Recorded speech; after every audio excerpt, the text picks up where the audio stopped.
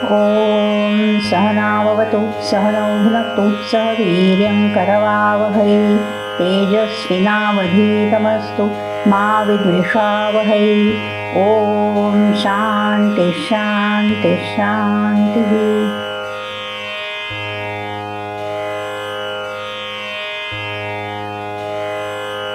जिसके गर्भ में अंतरंग में ज्ञान रूप तेज है वह हिरण्यगर्भ अथवा हिरणमय ज्ञानमय अंड के अंतर्गत होने के कारण हिरण्यगर्भ। यह समष्टि सूक्ष्म देह स्वरूप हिरण्यगर्भ सभी सूक्ष्म देहों का व्यापक होने के कारण उसको सूत्रात्मा संज्ञा है। सभी का नियंत्रक क्रियाशक्तिमान होने के कारण उसे प्राण संज्ञा है। हिरण्यगर्भ सूक्त में इस संपूर्ण सृष्टि के निर्माता समष्टि सूक्ष्म देहात्मक ब्रह्मदेव का विवेचन है। ऋग्वेद के 10वें मंडल के इस सूक्त में 10 मंत्र हैं। इस सूक्त के ऋषि है हिरण्यगर्भ, देवता है प्रजापति, छंद है त्रिष्टुप। हिरण्यगर्भ सूक्त का पहला मंत्र है हिरण्यगर्भः समवर्तताग्रे भूतस्य जात पतिरेक आसीत् स दाधार पृथिवीं द्यामुते मां कस्मै देवाय हविषा विधेम।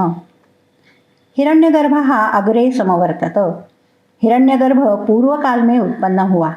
अग्रे का अर्थ चराचर सृष्टि से पहले, प्रपंचोत्पत्ति से पहले, प्रलय काल के पश्चात सृष्टि की इच्छा से ईश्वर प्रवृत्त हुआ। उस समय उस शबल ब्रह्मात्मक ईश्वर से हिरण्यगर्भ उत्पन्न हो गया। जिस प्रकार माया उपाधि के कारण परमात्मा को शबल ब्रह्म अथवा ईश्वर संज्ञा है, उस प्रकार उपाधि के कारण हिरण्यगर्भ संज्ञा है। शबल ब्रह्म से लेकर सभी परब्रह्म की सोपाधिक अभिव्यक्तियां हैं। ईश्वर से सर्वप्रथम उत्पन्न हुआ यह हिरण्यगर्भ प्रथम उत्पन्न पुरुष, प्रथम उत्पन्न प्रथम प्रजापति है।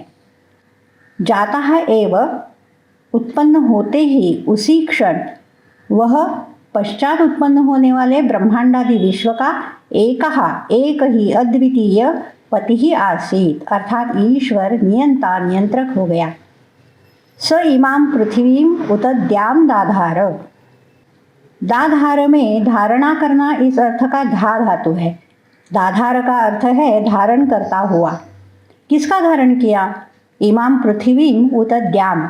इमाम अर्थात यह जिसका अभी अनुभव हो रहा है ऐसे पृथ्वी का तथा अंतरिक्ष का। उसने पृथ्वी तथा अंतरिक्ष को आधार दिया है। वह पृथ्वी तथा अंतरिक्ष की स्थिति का कारण है। कस्मै देवाय हविषा विधेम। कस्मै में किम यह सर्वनाम है।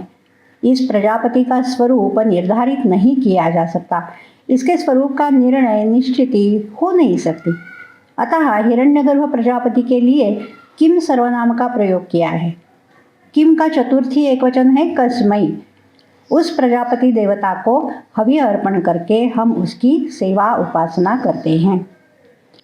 कस्मै देवाय हविषा विधेम इस मंत्रभाग का अर्थ प्रजापति के अतिरिक्त प्रजापति को त्याग कर अन्य किसकी हम उपासना करें ऐसा भी किया जाता है।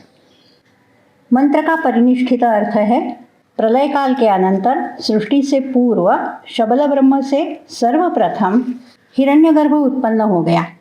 उत्पन्न होते ही अद्वितीय ऐसा वह प्रथम प्रजापति चराचर सृष्टि का नियंत्रक हो गया। वह इस पृथ्वी के तथा अंतरिक्ष के स्थिति का कारण है। उसने पृथ्वी तथा अंतरिक्ष का धारण किया है। उस प्रजापति की हम हवि के द्वारा उपासना करते हैं। हिरण्यगर्भ सूक्त का दूसरा मंत्र है य आत्मदा बलदा यस्य विश्वम उपासते प्रशिषम यस्य देवाः यस्य छायामृतम यस्य मृत्युः कस्मै देवाय हविषा विधेम। य आत्मदा य बलदा, जो आत्मा का दाता है तथा बल का दाता है। आत्मा शब्द के विभिन्न अर्थ होते हैं। यहाँ आत्मा शब्द का अर्थ जीवात्मा है। जीवात्मा का अर्थ होता है प्राणापानादि वायु, ज्ञानेन्द्रिय, कर्मेंद्रिय, अंतःकरण, इस सूक्ष्म देह के साथ चैतन्य। हिरण्यगर्भ यह प्रथम प्रजापति सभी जीवात्माओं को उत्पन्न करता है। अग्नि से जैसे चिंगारियां उत्पन्न होती हैं उसी प्रकार से समष्टि सूक्ष्म देह स्वरूप हिरण्यगर्भ से सभी जीवात्माएं उत्पन्न होती हैं। अतः उसे आत्मदा कहा है। किंवा शोधन करना इस अर्थ का दईप धातु है। अंतःकरण की सभी अशुद्धियां दूर करके शुद्ध चैतन्य अभिव्यक्त करने वाला, अतः आत्मदा। यही हिरण्यगर्भ बलदाता है। हिरण्यगर्भ स्वतः बलस्वरूप है, विश्व का नियंत्रक है। वही प्राणी मात्र में बल रूप से रहता है। जिस प्रकार हिरण्यगर्भांतर्गत प्राण की विभूति स्वरूप सृष्टि नियंत्रक देवता बलस्वरूप होते हैं, उस प्रकार प्राणापानादि वायु इंद्रिय अंतःकरण बलस्वरूप होते हैं, प्राणियों के स्थूल देहों के नियंत्रक होते हैं। यह नियंत्रण सामर्थ्य देने वाला हिरण्यगर्भ है। सूत्र में, धागे में जैसे मणि पिरोए जाते हैं, उस प्रकार सभी प्राणियों के शरीरों के अंतर्गत व्यापने वाला होने के कारण हिरण्यगर्भ को सूत्रात्मा कहा जाता है। किंवा शुद्ध बल रूप से शरीर में रहने वाला वह बलदा। यस्य प्रशिशम विश्व उपासते यस्य प्रशिशम देवा उपासते। प्रशिश प्रकृष्ट शासन अर्थात आज्ञा। संपूर्ण विश्व जिसकी आज्ञा का पालन करता है, जिसके नियंत्रण में रहता है। विश्व नियंत्रक प्राण विभूति स्वरूप देवता भी जिसकी आज्ञा का पालन करते हैं, जो देवों का भी नियंत्रक है। यस्य छायामृतम यस्य मृत्यु। अमृत जीवनदायी होता है, मृत्यु प्राणों का अपहार करता है। यह अमृत तथा मृत्यु जिसकी परछाइयाँ जैसे है। जीवनदायी जगत का पोषण करने वाली रई तथा शोषण करने वाला प्राण जिसका स्वरूप है, ऐसे प्रजापति देवता को पुरोडाशादि हव्य अर्पण करते हुए हम उसकी उपासना सेवा करते हैं। मंत्र का परिनिष्ठित अर्थ है, जो सभी जीवात्माओं का निर्माता है, जो सभी प्राणियों के अंतर्गत शुद्ध बल रूप से व्याप्त होकर नियंत्रण करता है। संपूर्ण विश्व तथा देवता जिसकी आज्ञा का पालन करते हैं, जिसके नियंत्रण में रहते हैं। अमृत तथा मृत्यु जिसकी परछाई अर्थात स्वरूप है, ऐसे प्रजापति देवता को पुरोडाशादि हव्य अर्पण करते हुए हम उसकी उपासना करते हैं। हिरण्यगर्भ सूक्त का तीसरा मंत्र है, यः प्राणतो निमिषतो महित्वा एक इद राजा जगतो बभूव य ईशे अस्य द्विपदश्चतुष्पदः कस्मै देवाय हविषा विधेम। यह जगतः एकः इत राजा बभूव। जो संपूर्ण विश्व का एक ही अद्वितीय राजा अर्थात नियंत्रण करता हो गया। कौन सा विश्व? प्राणतः निमिषतः जगतः। प्राणतः में अन, यह प्राण न अर्थ का धातु है। प्राणतः का अर्थ है श्वसन करने वाले। निमिषतः, निमिष का अर्थ है अक्षि निमेष, पलकों का झपकना। यह उपलक्षणात्मक है, इंद्रियों का व्यापार करने वाले, ऐसा इसका अर्थ है। प्राणतः निमिषतः अर्थात सभी चेतन प्राणी मात्र, जो सभी प्राणियों का नियंत्रक हो गया। किस कारण से नियंत्रक हो गया? महित्वा, महिमा के कारण, उसके स्वाभाविक बल से तथा सभी को व्यापने के कारण वह नियंत्रक है। अस्य अर्थात अभी जो सम्मुख है, अभी जिसका अनुभव हो रहा है, ऐसे मनुष्य इत्यादि द्विपद तथा गाय घोड़ा इत्यादि चतुष्पद, इन सभी का जो ईशन करता, नियंत्रण करता है, ऐसे प्रजापति को हवि अर्पण करके हम उसकी उपासना करते हैं। मंत्र का परिनिष्ठित अर्थ है, अपने महिमा के कारण जो श्वसन करने वाले, पलके झपकाने वाले सभी प्राणियों का एक ही अद्वितीय राजा हो गया, जो सभी अस्तित्व में रहने वाले द्विपदों तथा चतुष्पदों का नियंत्रण करता है, उस प्रजापति को हवि अर्पण करके हम उसकी उपासना करते हैं। हिरण्यगर्भ सूक्त का चौथा मंत्र है, यस्य इमे हिमवंतो महित्वा यस्य समुद्रम रसया सह आहु यस्य इमे प्रदिशो यस्य बाहु कस्मै देवाय हविषा विधेम। इस मंत्र में भी महित्वा का अर्थ महिमा, महात्म्य, ऐश्वर्य ऐसा है। हिमवान का अर्थ है हिमयुक्त अर्थात हिमालय। हिमालय एक ही पर्वत है, परंतु हिमवंता यह तो बहुवचन है, कारण हिमालय यह पद उपलक्षणात्मक है। इससे सभी पर्वतों का ग्रहण होता है। अब सभी पर्वतों पे हिम तो होता नहीं, अतः छत्रिणो गच्छन्ति न्याय से अन्य पर्वतों का ग्रहण करना चाहिए। बारिश में अथवा कड़ी धूप में कुछ लोग छाता लेकर चलते हैं। उस समय कहा जाता है रास्ते से छाता लेकर लोग जा रहे हैं। जो लोग छाता लेकर नहीं चलते हो उनका भी ग्रहण इस वाक्य से होता है।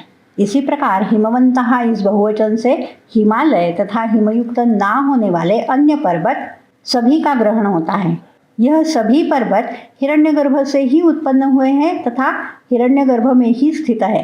अतः ऐसा कहा है कि यह पर्वत हिरण्यगर्भ का ही ऐश्वर्य है।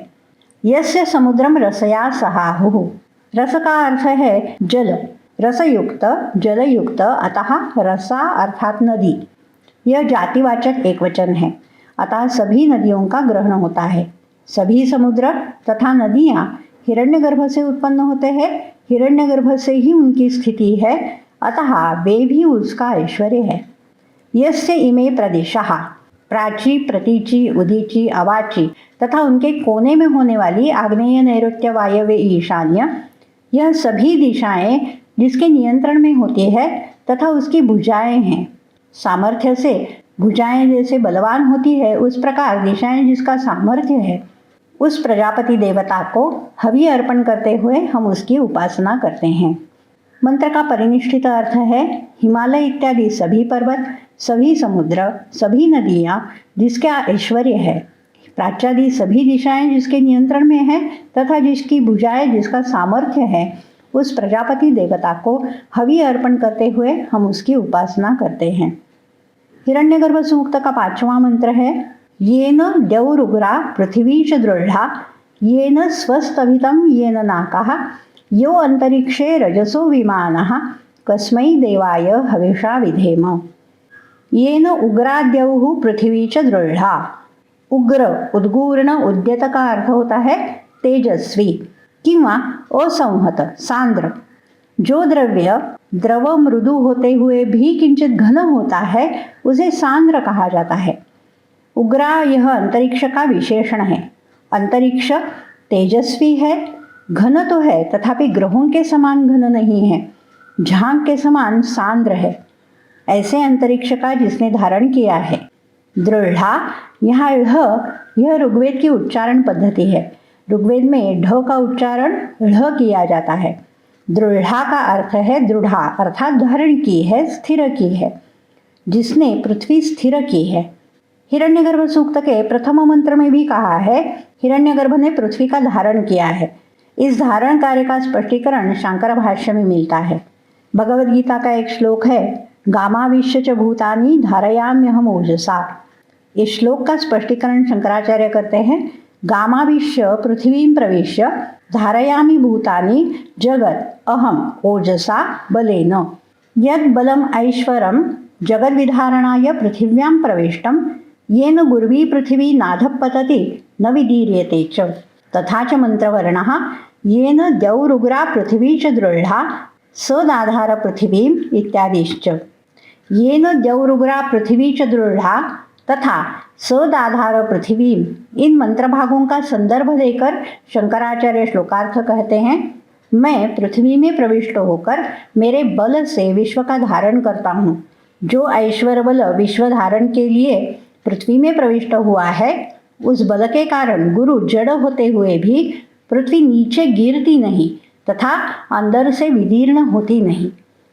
येन स्वः स्थभितम, स्वहा का अर्थ है स्वर्गलोक, जिसने स्वर्गलोक स्थिर किया है, पृथ्वी के समान अपने ही जगह स्थिर किया है, अतः वह अंतरिक्ष में इतस्ततः जाता नहीं, गिरता नहीं। येन नाकस्थभिता, नाक आदित्य, उसे भी हिरण्यगर्भ ने ही अंतरिक्ष में धारण किया है, अतः वह अपना मार्ग त्याग कर इतस्ततः जाता नहीं तथा उसका विस्फोट नहीं होता। यहाँ अंतरिक्षे रजसः विमानः, रज का अर्थ है उदक, विमानः अर्थात निर्माता, जो अंतरिक्ष में जल की निर्मिति करता है, ऐसे हिरण्यगर्भ को आहुति देकर हम उसकी उपासना करते हैं। मंत्र का परिनिष्ठित अर्थ है जिसने तेजस्वी सांद्र अंतरिक्ष का धारण किया है, जिसने पृथ्वी को स्थिर किया है, जिसने स्वर्ग का धारण किया है, जिसने सूर्य का धारण किया है, जो अंतरिक्ष में जल निर्माण करता है, उस प्रजापति की हम हवि द्वारा उपासना करते हैं। ऐसे ही वीडियोस के लिए मेरा चैनल सब्सक्राइब कीजिएगा। आपकी सूचनाएं तथा प्रश्न नीचे कमेंट बॉक्स में लिखिएगा अथवा मुझे टेलीग्राम पे संदेश करें। धन्यवाद।